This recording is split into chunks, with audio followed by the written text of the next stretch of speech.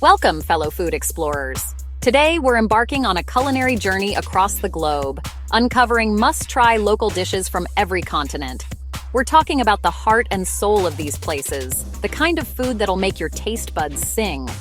From the bustling markets of Asia to the traditional kitchens of Africa, we'll delve into the flavors that define cultures and tantalize taste buds. Ready your appetites as we traverse continents through their signature dishes. Our journey begins in Asia, with Japan's iconic ramen. Listen, you can't talk about Japanese food without mentioning ramen. It's not just noodles and broth, it's a bloody religion in Japan. Originating in the early 20th century, ramen has evolved into a national obsession, with regional variations reflecting local tastes and ingredients. Every bowl tells a story, from the rich, fatty broth simmered for hours to the perfectly cooked noodles with just the right amount of bite. You've got your shoyu ramen with its clear soy sauce-based broth, your miso ramen rich and nutty, and your tonkotsu, a creamy pork bone broth that'll blow your mind. And don't even get me started on the toppings. Marinated eggs with runny yolks, tender slices of pork belly, crisp nori seaweed, each element adding another layer of flavor and texture.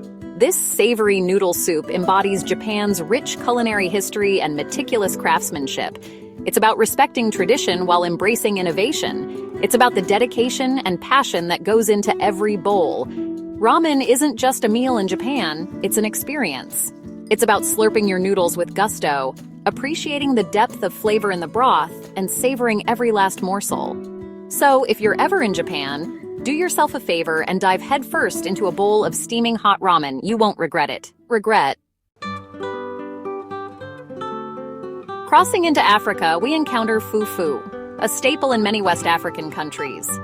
This isn't your fancy Michelin star stuff. This is real, honest food that's been fueling communities for centuries. Made from boiled and pounded cassava or yams, fufu holds deep cultural significance, symbolizing unity and communal sharing during meals. Imagine this: a large mound of steaming hot fufu, smooth and doughy, surrounded by a colorful array of stews, soups, and sauces. You pinch off a piece of fufu, roll it into a ball, and then use it to scoop up the accompanying dishes. It's about using your hands, connecting with your food, and sharing a meal with loved ones. The beauty of fufu lies in its simplicity. It's made with just a few humble ingredients, but the flavors and textures are incredibly satisfying. The starchy fufu soaks up the rich sauces and stews, creating a symphony of flavors in your mouth. It's hearty, it's comforting, and it's a true representation of African hospitality. But fufu is more than just a dish, it's a way of life. It's about family, community, and coming together to share a meal. It's about celebrating the bounty of the land and the traditions passed down through generations. So when you have the opportunity to try fufu, embrace the experience with open arms and an empty stomach. In Europe, Austria's Wiener Schnitzel stands out. This isn't your average chicken nugget, we're talking about a proper schnitzel here. Thin slices of veal, pounded until they're tender, coated in breadcrumbs and fried to golden perfection. This breaded and fried veal cutlet dates back to the 19th century and remains a beloved dish, representing Austria's culinary heritage and love for hearty, comforting food. Imagine a plate arriving at your table, piled high with a crispy golden brown schnitzel that's bigger than your head. You cut into it, and you hear that satisfying crunch, the steam carrying the aroma of fried breadcrumbs and juicy veal. It's typically served with a squeeze of lemon juice, a side of potato salad, or a simple green salad.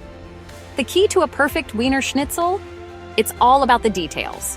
The veal needs to be pounded thin and even, the breading needs to be light and crispy, and the frying needs to be done at just the right temperature to ensure a golden brown crust and a juicy interior. It's a simple dish, but it's all too easy to get it wrong. But when it's done right, oh boy, it's a thing of beauty. The crispy crust gives way to tender, flavorful veal, and the lemon juice cuts through the richness, adding a touch of brightness. It's a dish that's both elegant and satisfying, a true testament to Austrian cuisine. Chapter 4. The All-American Hot Dog, a Culinary Icon. North America's contribution is the ubiquitous hot dog. Look, I know what you're thinking. A hot dog, really? But don't underestimate this American classic. With roots tracing back to German immigrants in the 19th century, The hot dog has become an American staple, especially popular during baseball games and street fairs. It's the ultimate street food, a juicy sausage, grilled to perfection, nestled in a soft, fluffy bun and topped with your choice of condiments. Mustard, ketchup, relish, onions, sauerkraut, the possibilities are endless. It's messy, it's delicious, and it's as American as apple pie. But the beauty of the hot dog lies in its versatility. You can dress it up or down, depending on your mood. Feeling fancy? Go for a Chicago-style dog loaded with mustard, relish, onions, tomatoes, pickles, sport peppers, and celery salt. Want something simple? A classic New York dog with mustard and sauerkraut will hit the spot. The hot dog is more than just a meal. It's a cultural icon. It's a symbol of summer, of baseball games, of backyard barbecues. It's a taste of childhood, of simpler times. So the next time you see a hot dog stand, don't walk past it. Embrace the nostalgia, order yourself a dog, and enjoy every last bite. Chapter 5. Ceviche, Peru's refreshing delight. In South America, Peru's ceviche offers a refreshing taste of the ocean. This isn't your grandma's fish dish. This is fresh, vibrant, and bursting with flavor. This dish of raw fish cured in citrus juices reflects Peru's coastal traditions and the fusion of indigenous and Spanish culinary techniques. Imagine this. Fresh, sushi-grade fish, diced and marinated in a tangy mixture of lime juice, red onions, cilantro, and aji amarillo peppers. It's a party in your mouth, with the acidity of the lime juice perfectly balancing the delicate flavor of the fish. But ceviche is more than just a pretty face. It's a dish that requires skill and precision. The fish needs to be incredibly fresh, and the marinating time is crucial. Too short, and the fish won't be cured properly. Too long, and it becomes tough and rubbery. It's typically served with sides like sweet potato cholo, Peruvian corn, and cancha, toasted corn nuts, adding different textures and flavors to the dish. It's a feast for the eyes, as well as the stomach, a true celebration of Peruvian cuisine. Chapter 6. G'day to the Barbie, Australia's love affair with barbecue. Australia's diverse culinary scene is epitomized by its love for barbecued dishes. Forget your fancy restaurants. In Australia, it's all about the Barbie. From Middle Eastern kebabs to traditional snags, sausages, the Australian barbecue showcases the nation's multicultural influences and communal dining culture. Picture this. You're in someone's backyard, the sun is shining, the beers are flowing, and the smell of sizzling meat is in the air.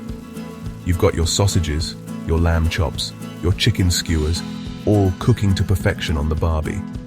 It's about getting together with friends and family, sharing stories, and enjoying good food and good company. The Australian barbecue is all about simplicity and flavor. It's about using fresh, high-quality ingredients and letting the natural flavors shine through. A sprinkle of salt and pepper, a squeeze of lemon juice, maybe a bit of garlic and herbs. That's all you need. But it's more than just the food. It's the whole experience. It's about the laid-back Aussie attitude, the love of the outdoors, and the sense of community that comes from sharing a meal with loved ones. So if you ever get the chance to attend an Aussie Barbie, grab a plate, grab a beer, and get stuck in.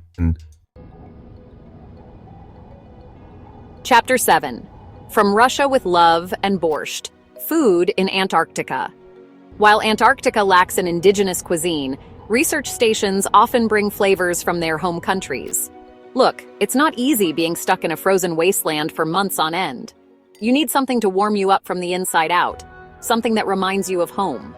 For instance, Russian borscht is commonly enjoyed by scientists, providing warmth and comfort in the icy expanse. Imagine this: a steaming bowl of borscht, its deep red color a welcome sight in the white expanse of Antarctica. The aroma of beets, cabbage, and beef broth fills the air, a comforting reminder of home. It's a hearty soup, packed with vegetables and meat, perfect for a cold winter's day. But borscht is more than just a soup. It's a symbol of home, of family, of tradition. It's a taste of something familiar in an unfamiliar place. It's a reminder that even in the most remote corners of the world, food has the power to connect us to our roots. So, while you might not be able to jet off to Antarctica for a bowl of borscht, you can certainly recreate the experience at home. Get yourself a good recipe, gather your loved ones, and enjoy a taste of warmth and comfort, no matter where you are in the world. Thank you for joining us on this global gastronomic tour. Listen, we've only just scratched the surface of what's out there. The world is your oyster, so get out there and explore it. Remember, every dish tells a story, and the best way to understand a culture is through its cuisine. Stay tuned for our next episode, where we'll explore the street foods of Southeast Asia. Until then, happy travels and bon appetit!